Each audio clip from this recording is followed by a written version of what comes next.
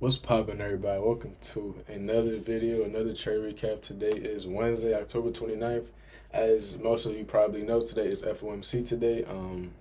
And I took two losses. Now, am I mad at either of these losses? No. Did I actually blow all my accounts? No, I did not. I did lose a few, but I do still have 8 accounts. I just hit max daily loss limit on them, so it happens. Honestly, I didn't expect. Well, I got wicked out further than what my actual stop loss was, and I'm gonna explain everything to y'all. So I ended up losing more than I actually should have on the day, or on my initial trade. But I'm gonna give y'all my whole rundown, my whole thought process, the trades I took, what did I do right, what I do wrong, would I redo anything, and to sum it all up, I wouldn't. I would take both of these trades that I took any day of the week. I think that in the long run, all these trades will end up playing out for me, and I'm gonna explain to y'all why. So first of all, coming into FOMC. Once 2 p.m. hit, y'all see we had this pretty volatile wick. We left the data high resting right inside of this 5-minute gap, and we also left a low after price was respecting this hourly gap with an SMT. Now, since we had this, to me, I want to see some type of long, but before I see a long, I need to see, we had an SMT at this low right here. I'll mark that out. But for me to need this necessarily like any type of long, I wanted to see this sell side liquidity get swept out. At first, initially, once we respect the consequent encroachment here, I was going to try this 1 minute long. However, I did not because Powell had not yet spoken. I was waiting for Powell to come on. I did not want to take anything until 2:35, 2:40. Really how I treat New York Open. I like to wait at least 5 to 10 minutes before or after market open to really touch anything.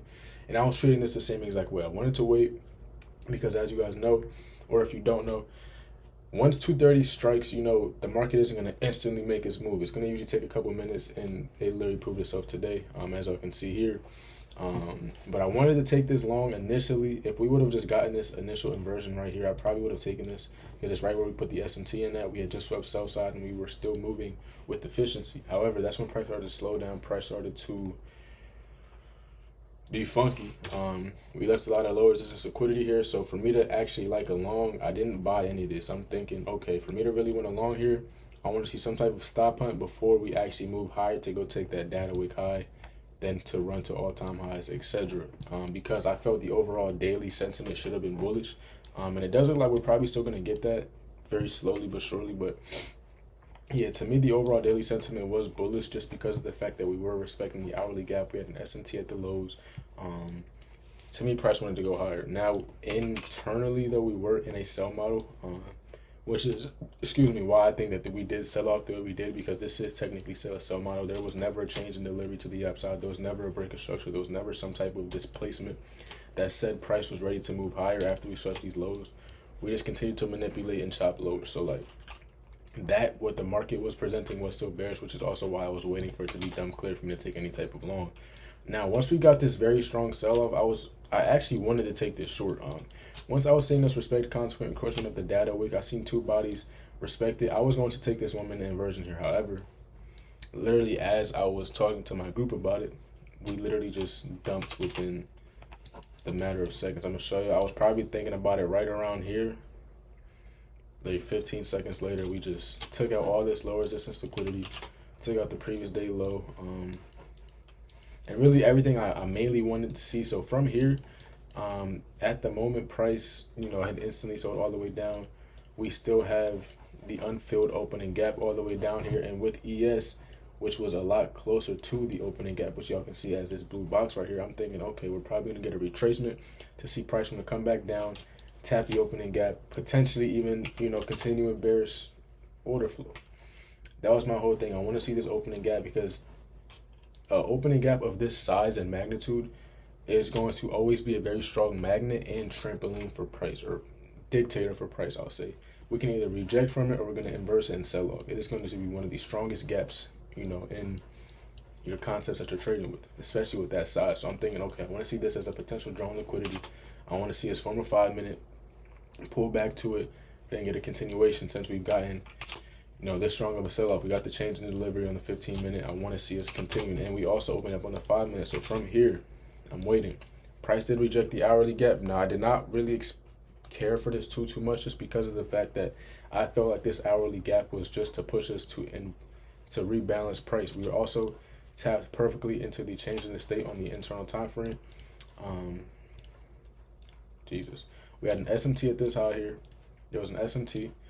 So this is where my first trade came. It was an SMT. We tapped the change in delivery perfectly. Let's just zoom in so I could actually see it a little bit better. We tapped the change in delivery perfectly. Then we also got a change in the state right here. Now I'm gonna delete this so y'all can see a little bit better.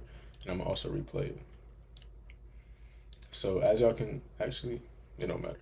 So as y'all can see here, pull back into OTE of this entire price leg. We left a lot of low resistance liquidity. We didn't come down and sweep any of these lows. We had relative equal lows resting beneath us as well.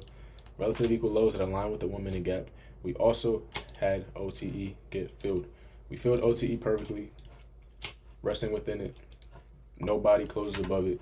Everything I would have wanted to see. This is my A+ setup. We're in a 5 minute. Scroll, come down. We're tapping a high time frame rejection point as well with the change in the delivery. We are also in OTE. We have a 15-second inversion for value gap right here. And we also have a change in delivery. Everything I like to see. Change in the state, inversion.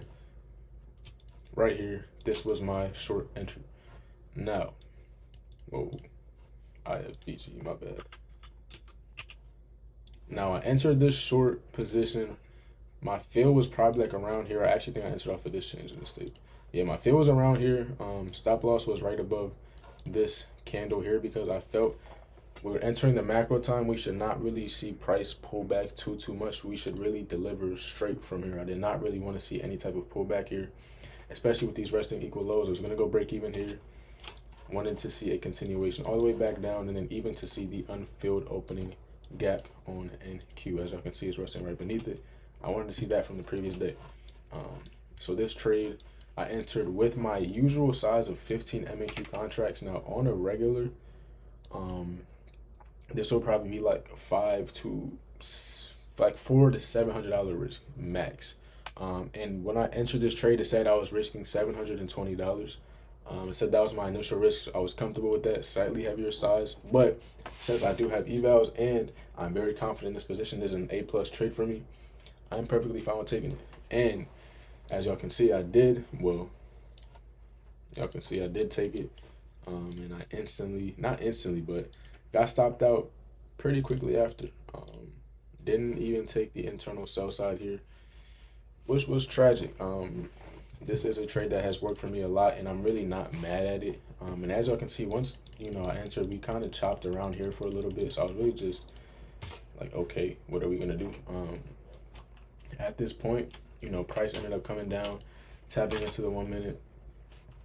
I can delete all this now. Price came down, tapped into the 1 minute, but we also had this 5 minute here. And once we got this 5 minute inversion, this is where I took the second entry. My last trade of the day, stop at the high. Looking for the same thing, really. To me, this is also still A+. We're rejecting everything. I just got stopped on it the first time. Everything is still holding in place. Everything that makes sense for what I want to see. Based off of this strong sell-off from the Newsweek, I was kind of treating it how it happened when Trump made the tariff tweet. I wanted to really just see a continuation of a sell-off move based off of this initial price leg. I wanted to see this respect and just push it lower.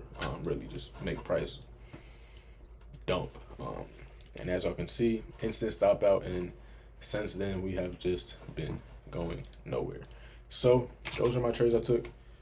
That was that. Would I do anything differently from today? Honestly, no. I think that I was patient and I waited for exactly what I wanted to see.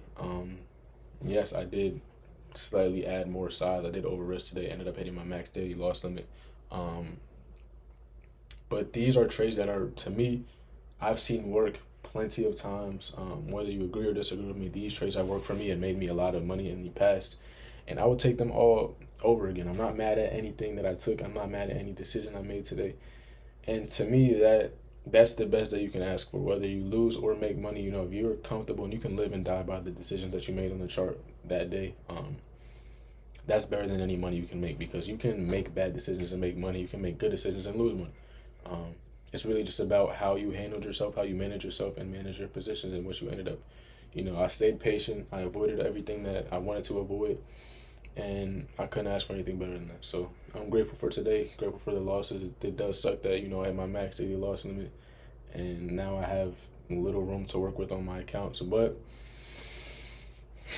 That's life, though. That's life, and we're gonna continue to push forward and continue to keep chipping at it every day. And I hope y'all can learn from me taking these losses today. Me, telling y'all what happened and all that, and learn from it. So yeah, I hope y'all enjoyed this video. I will catch y'all in the next one. I hope y'all have a blessed rest of y'all day. I have a free Discord in my bio if you would like to join that and learn from me, trade with me live every day. Yeah, that is that though. So I'm gonna catch y'all tomorrow. Have a blessed rest of y'all day. Thank you for watching. Peace out.